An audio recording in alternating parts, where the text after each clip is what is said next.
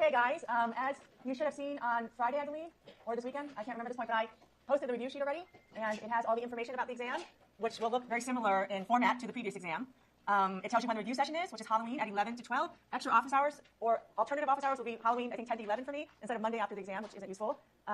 I've said this to maybe 15, 20 people one-on-one who have visited my office hours, but I'm going to say it to the benefit of the whole class now, which is that the short answer portion of the exam, which is weighted, it's only about a third of the points of the exam, but that is sort of meant to be a freebie for you guys, a gift. So you really have to have in your mind, and make this a self-fulfilling prophecy, that I'm going to get 20 out of 20 on that, because there should be no reason you don't get 20 out of 20 when you get choice for the terms you get to choose. Even if you were just to rote memorize, you should get 20 out of 20. You will fail the multiple choice part if you just rote memorize, but you get 20 out of 20 on the short answer, and you really ought to be striving for that, okay? You got to go a lot farther, obviously, for the multiple choice, okay? If you're a DSP student, I'm waiting to hear word about your exam location. If you don't hear from me by Thursday, let's say, then you can worry, but I'm on it, so don't worry. Current enrollment students, CCE students, or whatever that stands for, the concurrent enrollment students who don't have normal student IDs, there will be instructions for you in terms of how to fill out the Scantron sheet, so the grading machine, will properly grade your exam. So you'll get that on the day of the exam. Are there any questions about exam number 2? Are we all good? Okay, it's a week from today. All right, let us finish up persuasion and then head into the last sort of chunk for the second unit of the course. If you recall, we were talking about, or sort of digging deeper into different elements of the persuasion process. We talked about sort of the 2 basic routes to persuasion. Fundamental thing you need to be thinking about when you're thinking about persuasion. You're going to practice this in section this week.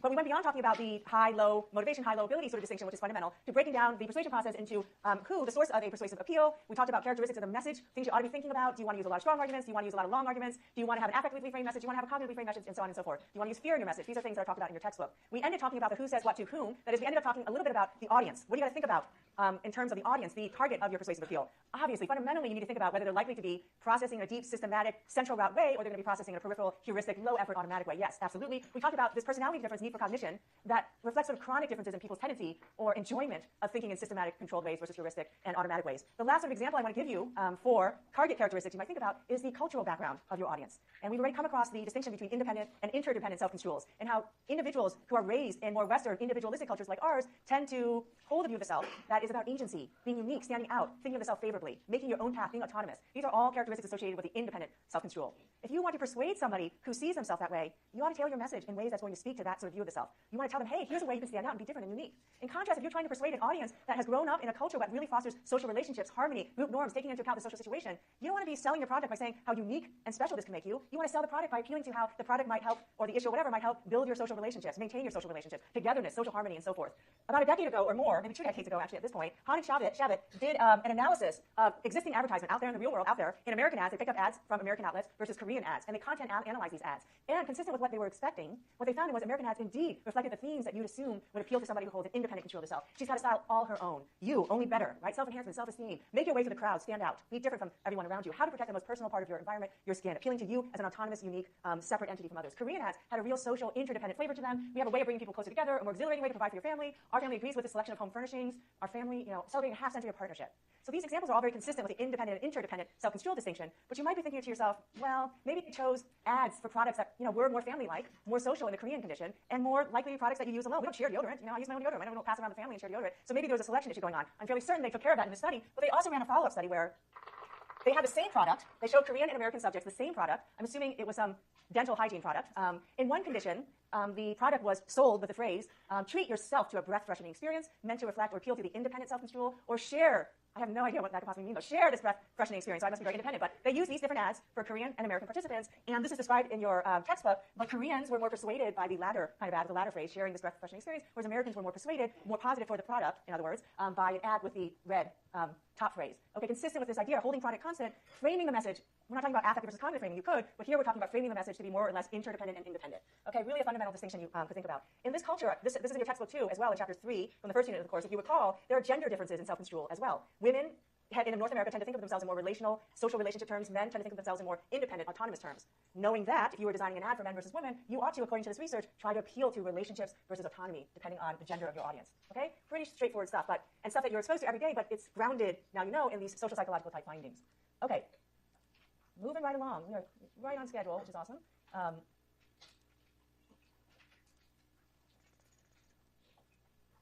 We're going to get to talk about classic, utterly social psychological topics today and Wednesday to finish off the second unit of the course. We're going to talk about conformity, compliance, and obedience. listen to the following everyday examples of conformity, and you will know clearly what is meant by conformity. A high school kid saying something is stupid because everyone else thinks so. This is true of 7-year-olds too, because I hear my son say this all the time. Staying to the right on campus paths, or when you're walking in a mall, you stay to the right versus bumping into people on the left. Not standing too close to others when you get in an elevator. Wearing low-rise jeans, mid-rise jeans, skinny-rise, whatever. Okay, I mean, for those of you, which is none of you, who are older like me, there was a time when I was in college in the, let's just say 20th century, where skinny jeans were really in. Except we didn't call them skinny jeans. But I remember I had my mom tailor all my jeans in, and then they were not in, and it looked so completely dorky. Okay, and then lo and behold, what is it? 3-4 years ago, I have no idea, but they're back and they're called skinny jeans. I mean, these are examples of trends in conformity. You wouldn't be caught dead, okay, in the kind of clothes we wore back then. Okay, anyway, standing at the marked lines at the BART station, having one more drink at a party because everyone else is, having a particular hairstyle, dressing in a hipster way, what have you. Many countless examples of everyday conformity. And although I just went on and on about how Americans and Westerners are very independent in their self-construal, and those Asians and collectivistic folks are really into conforming and getting along and social harmony. Okay, let's not kid ourselves. Okay, conformity, the actual rate of conformity is enormously high in our country. Just because you view yourself autonomously and a separate entity doesn't mean that you're not behaving in a way that reflects a whole lot of conformity. Okay, so conformity is alive and well even in cultures that are ostensibly very individualistic. Okay, let's get some terms straight because conformity, compliance, obedience, they're definitely related, but they are studied in somewhat different ways and they have subtle differences between them. Conformity is sort of the most mild form of behavior change. That is, it's a change in your behavior due to the real or imagined influence of other people. And this is influence that is not necessarily in your face. No one is telling you there's no way you're going to wear that out there. You're not allowed to wear that. Okay? This is just something you pick up through magazine ads, through seeing what other people are wearing. Nobody's yelling at you to not stand close to them in the elevator. You just do that because these are norms and rules that you have picked up. It's not a really in-your-face kind of influence, but you change your behavior nonetheless. Compliance has to do with a change of behavior where somebody is a little bit more in your face. That is, somebody's directly asking something of you. Would you donate $20? Would you let me borrow your pen? Would you go with me to the movie? Could you do me this favor? And you complying with them, agreeing to them, this is an act of compliance because you are responding to a direct request from another person.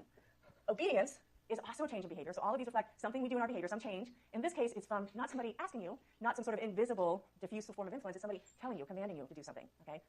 Whatever that is. I mean, it's not that common that us adults get commanded to do things, but imagine you're, at some campus event and it's crowded, there's a security guard saying, move out of here, get over there, no one's allowed in this area. Your behavior is an act of obedience, listening to that security guard.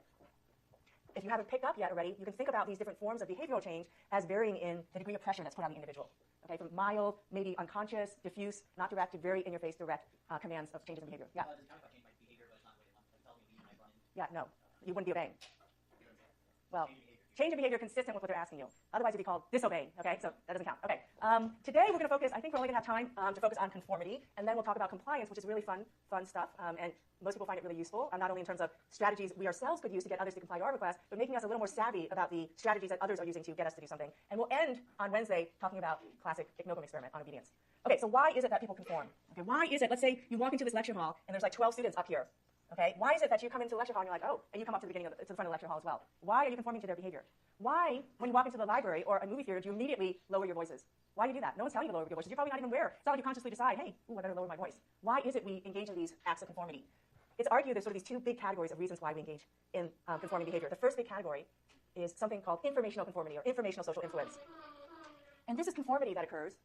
This is changing your behavior because you believe that how others are acting reflects an accurate interpretation of the situation. So when you come into the lecture hall and you see a bunch of students, sort of mulling, about sort of hanging out around in front of the lecture hall, you're thinking to yourself quickly, probably automatically, there must be a handout. Or they know what they're doing. You're assuming they know what they're doing, so I'm going to go up there and do that too. I need to get the handout. I need to get the information. I need whatever they need. You're assuming that their interpretation of the situation is more correct than your own, or that you don't have an interpretation, so you're just relying on theirs. In other words, you're using other people as a source of information for how to act. The motivation that this form of conformity reflects is an accuracy motivation. You want to know what's the right way to respond. Okay, so the first time you go to a restaurant that is of a type of food you don't know, you're looking to others to see, what are you supposed to order in this kind of restaurant? Oh, an Ethiopian food. Oh, everybody gets that bread? How does this work? Oh, we're not supposed to use utensils. You copy other people's behavior. You conform in that setting because you don't know the right way to behave. You're using other people as a source of information about how to act. Classic experiment testing information or demonstrating informational social influence is Sharif's autokinetic experiment. What happened in this clever experiment? Participants were recruited for this experiment one at a time, although they thought there were other participants around. One at a time, they were put in a pitch black room, absolutely 100% dark room, where they were shown over a series of trials a single point of light. The absolute darkness is important here because there was absolutely no frame of reference for people to see, for example, how far the light was moving. Okay, there was no shadows, there was no sense of where the door was. It was absolutely pitch black. And participants' task in the study was to estimate the amount of distance that point of light moved during each trial. It turns out there's some perceptual phenomenon called the autokinetic effect, where a single point of light without any reference points, like in a very dark room, appears to move even when it doesn't. So basically, this is a very ambiguous situation that the researchers set up. So you're supposed to try to accurately decide how much the light moved, but there's these visual things, phenomena that are going on that makes it move more than it seems like it's moving. It's a hard task. This is a difficult and ambiguous task. The light is stationary, but appears to move due to this autokinetic effect. Okay, so you're going through a variety of trials. You're watching the light. You're trying to guess, 4 inches, 2 inches, 5 inches. After a bunch of practice trials, a confederate who you think is another participant comes into the room and is also asked to make estimates of light movement. the Confederate consistently gives, over a series of trials, you hear the Confederate consistently giving higher or lower estimates than you give. You say 4, he says 5. You say 3, he says 5. You say 4, he says 7. Or the opposite, lower. And what they found over time was that over the series of trials, participants gradually conformed with the Confederates' estimates.